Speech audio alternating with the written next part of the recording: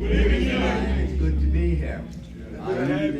First, we thank God who has kept us, sustained us, kept us in health, and brought us to this joyous occasion. I knew that I couldn't get to the banquet on Saturday night, but I wanted to make sure that I was here to celebrate and to present to you the best wishes of the Senate of Pennsylvania, because this is a wonderful occasion, the 45th anniversary of this church and 45 years of the great work that Apostle Duncan has done in this community. Often politicians have to come up and give their speeches, but I was a little jealous of the pastors because I always had the choirs and the organ and everything. So tonight I had my chance after choir and organ.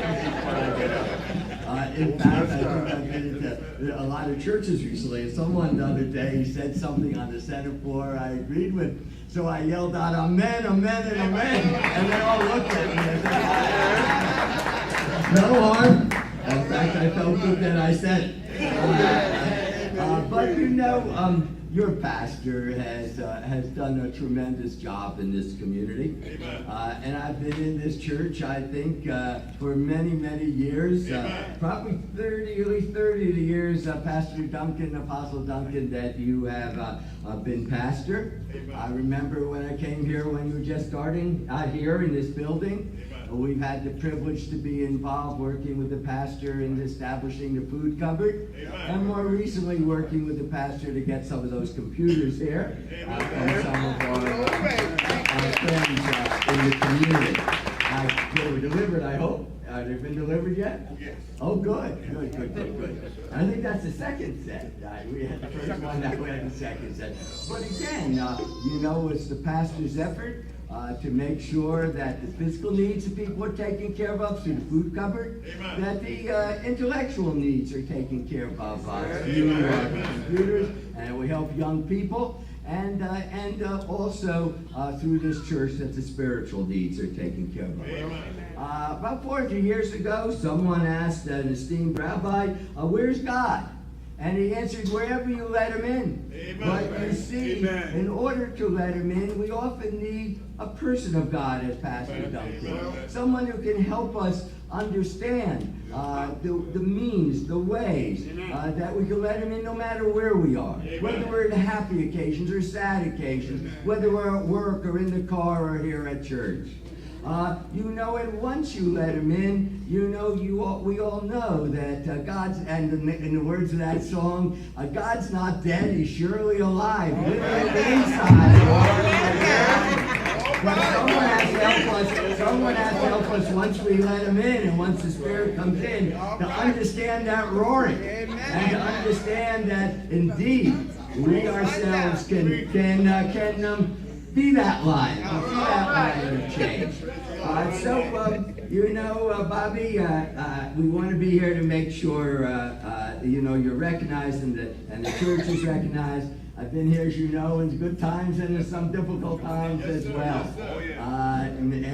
My wife is a big fan of Pastor Duncan, and Margot asked me to make sure that I said hello and to wish you the very best. You're lucky tonight to have two other people of God here. In fact, Pastor Smith, I was here when you first came into Second Baptist. I remember that dinner. It was at Hutchinson. And we got to know each other, and I'm glad that the friendship has remained. It's my privilege to present to Apostle Duncan a citation that recognizes his great work. These are the good citations, not the kind you have to go to court with. This one is only good. And a citation recognizing that we have a true man of God here in our community. That this church for 45 years has continued to grow. That this building that was once an office building, Lukens might be gone, but the church is here.